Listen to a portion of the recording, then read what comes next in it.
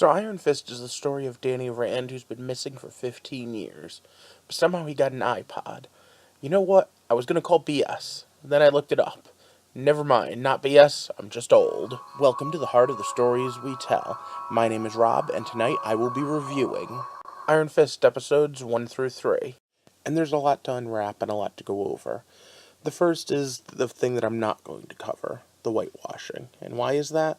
Because, well, I'm a white guy who primarily am just a comic book geek. It's way over my head. Second of all is adaptations in general. The fact is that adaptations can change and be different, and that this is the MCU version of Iron Fist, not the comic book version.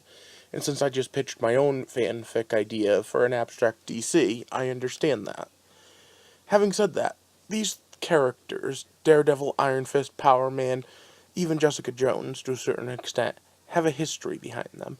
And that history is something that I think gets left behind a bit. So I'm going to talk about a complaint I had about the first season of Daredevil. My way of coming to Daredevil, Iron Fist, and Spider-Man and Captain America for the most part have always been in Spider-Man comics. And when you look at those characters, they've always been about on par, about equal. Some of them have more power, some of them have more training, but at the end of the day, they're all about the same, and all of them can take human agents no problem. In the MCU, however, Captain America is more powerful than he is in the comics, and I don't mind that. Except for the fact that then when you have these characters introduced, I felt that Daredevil was underplayed. Specifically, I felt that if he couldn't be a normal person without a fear of serious injury, then Daredevil was no match for Captain America in this MCU. And then, by saying that, you then had the problem of, well, where would Iron Fist and the others fall in? Especially Spider-Man. And with these three agents and Agents of S.H.I.E.L.D. doing amazing superhuman-like things, I was a little put off. Season 2 did fix that.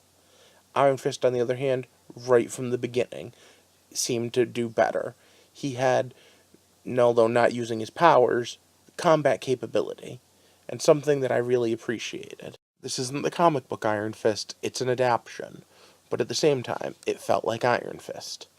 The final thing I want to address is the thing that people keep saying, where it's a slow burn. And like I said in my quick synopsis, like Batman Begins, if you expected him to be the superhero at the beginning, you were in for a rude awakening. I almost feel like the critics that complained about this being a slow burn didn't see the other Netflix series, because all of them started off this way.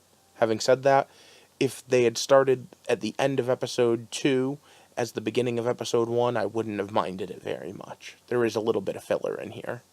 But let's throw this up and get started. So once again, it's stop. Spoiler time. Okay, first things first. If you're ever in a plane crash or even just some turbulence, the stewardess will always tell you, put your own mask on before you help a child. There's a reason for this, and it's a good analogy for life. Before you try to help someone else, try to get everything on you secure first. Before you try to help anyone, try to make sure you're okay. And there's a good reason for this, because you're no help to anyone if you're dead. You're no help to anyone if you're putting yourself in a worse position. Yes, we like to talk about martyrs all the time as if martyrs are great, but at the end of the day, as long as you're alive, as long as you're pushing forward, you're helping more people. And in general, in a superhero series, superheroes do better when they are helping other people, which means they need to stay alive to do it. One more aside before we get started. If we see that plane crash, or him meditating on that damn mountain, every episode, I swear to God it's going to drive me insane. Seriously, how much mileage did they get out of this one recording of him meditating on a mountain and the tape of his mother sacrificing herself needlessly and of his father dying? I mean, I get it.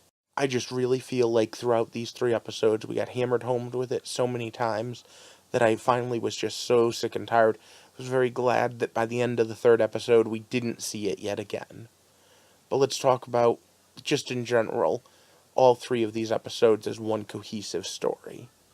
We have Danny Rand coming home after being in Kunlun and wanting to take back what was his family name, that which makes him Danny Rand, the Rand Corporation. And that's an admirable thing. But at the same time, it doesn't feel super heroic. It feels very needy and almost borderline greedy. And yes, I know he's going to end up doing good with it, but it's still, I don't know. I just didn't quite get that. Let's talk about action for a minute, though. Like I said in my quick synopsis of the first episode, like Batman Begins, it's a slow burn because he's not a hero yet. But I just wonder what the thought process was amongst having Iron Fist that doesn't use the Iron Fist until the end of Hour 2. I mean, even by the beginning of Hour 4, we've barely seen him do anything with the Iron Fist itself. We do see some pretty kick-ass fights, even right off the bat. In the very first scenes, he shows how badass he is getting through security. But there's another thing I want to touch on, and that's our female lead. Now, to prefix this, I am not a martial artist. I never got past white belt, and that was at a boys' club, not really martial arts studio. But when it comes to the action, I can't tell the difference between a ballet dancer and a martial artist, and a boxer and a stunt choreographer. But you know what I can tell? I can tell confidence. And their female lead, the daughter of the dragon, just exudes that confidence that the actor playing Danny Rand doesn't. Her movements are more fluid. They move more like what I would picture a martial artist would look like. Not necessarily a real martial artist either, just a fictional one. As a storyteller, I would prefer to see her as our main character. I, of course, reserve the right to change my opinion later on, but as of right now, she definitely moves more like what I picture a Shaolin monk martial artist to move like, and her fight choreographing is better. But part of that also comes from the fact that I don't think that they're really using Iron Fist the way I would personally use him. But having said that, I know that there were a bunch of complaints about that, so I'm going to leave it for now. The villains are interesting, especially since I think the real villains are still going to be the Hand. And I wonder how that interacts with the chase. I will say my greatest fear going into the fourth episode is that Marvel may have lost something over the last year or two. In Phase 1 and Phase 2, Marvel's greatest thing is they embraced that they were comic book movies. And then they made something even beyond the comic book movie. I think Winter Soldier is probably the best movie they've made yet.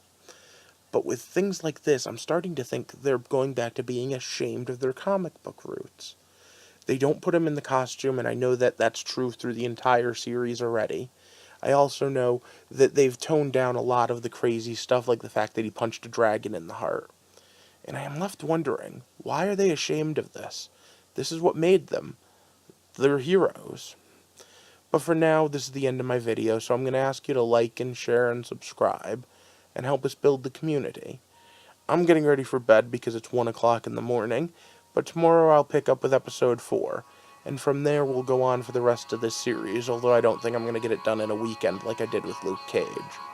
Let me know what you think down in the comment section, and we'll talk about it next time as we walk through the heart of the stories we tell. Thank you and good night.